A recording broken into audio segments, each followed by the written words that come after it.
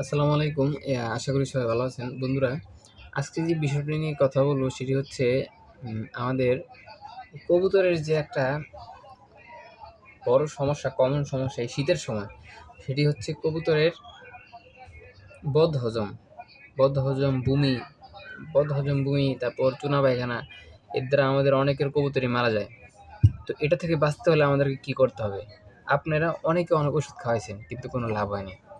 এটা আমি জানি। ফার্মেসি থেকে ওষুধ কিনছেন, অনেক ভিডিও দেখছেন, কোনো লাভ হয় নাই। আজকে আমি আপনাদেরকে যে ওষুধটি দিব এটা প্রাকৃতিক। একদিনের সমস্যার সমাধান, একদিনে। আমি মাত্র একদিনে যদি সমস্যার সমাধান না হয়, ঠিক আছে, আর কোনোদিন আমার ভিডিও আপনার দেখার দরকার নেই। একটা গালি দিয়ে চলে যান, একদিনের সমস্যার সমাধান। আমি আপনাদের বলি, একবার সহজ ছোট একটা ভিডিও, না টেনে পুরোটা দেখবেন। ভালো লাগলে অবশ্যই একটা লাইক দিবেন, সাবস্ক্রাইব দিবেন। যদি আপনি এই ভিডিওটির দ্বারা উপকার হয়ে থাকেন, অনেক ওষুধ খাওয়াইছেন, মরবে না আপনার আর একটি কবুতর। আমি আপনাকে যেটা বলবো আজকে, শুধু এরকম একটা সিরিজ নেবেন। এটা হচ্ছে ফার্মেসির দোকানে গেলেই পাবেন। আপনার কেনি আঙ্গুল সমান যেই সিরিজটা, ঠিক আছে, মোটা এতটুকুই, কেনি আঙ্গুলের সমান মোটা, এই সিরিজটা নেবেন। এই সিরিজটা নিয়ে একটা লেবুকে 4 ভাগ করবেন।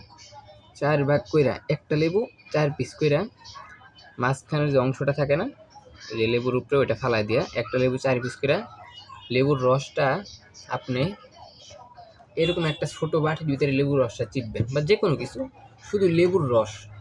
এক পিস লেবুর কিন্তু 4 ভাগের বেশি ভাগ করবেন না। এরকম সাইজের একটা লেবু, যে এরকম, ঠিক আছে, মিডিয়াম সাইজের, একবারে বড় না একবার ছোট না, মিডিয়াম সাইজের একটা লেবুরে 4 পিস করে, এক পিস আপনি এমনি চিপটা, ঠিক আছে, ডাইরেক্ট চিপবেন, শুধু লেবুটা চিপবেন।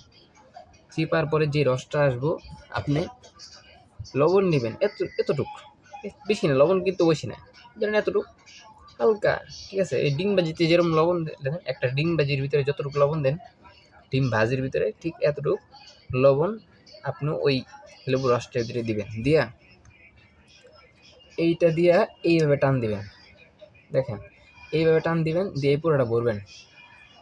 এটা কিন্তু একবার ছোটটা, ক্যামেরাতে বোঝা যাইতেছে নাকি আমি বুঝতে পারতেছি না। একবার ছোট যেই ইঞ্জেকশন আছে, আমার মনে হয় এটাই ওইটা, কিনে আঙ্গুলের সমান, ঠিক আছে। এই দেখেন, আপনারা দূর থেকে দেখলে বুঝবেন এটা কতটুকু সাইজ। এই দেখছেন ভালো করে, এইটা এই পর্যন্ত পুরোটা ভরবেন ওই লেবুর রসটা বইরা। আপনার কবুতরে খাওয়াবেন কখন জানেন?